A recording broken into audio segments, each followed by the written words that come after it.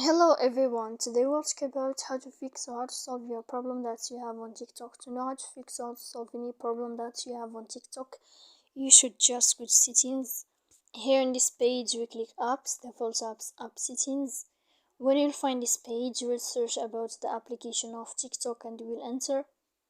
Then here in this page of app info, you will click on force stop and we click OK. Here we go to click storage.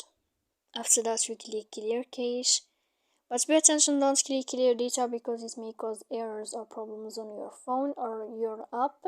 And if it's not working, you can turn off your Wi-Fi. You will wait a moment or 2 seconds and you can turn on your Wi-Fi again to fix that problem you have on your app of TikTok. So please don't forget to support us by like and subscribe. See you next time in another video and thank you for watching.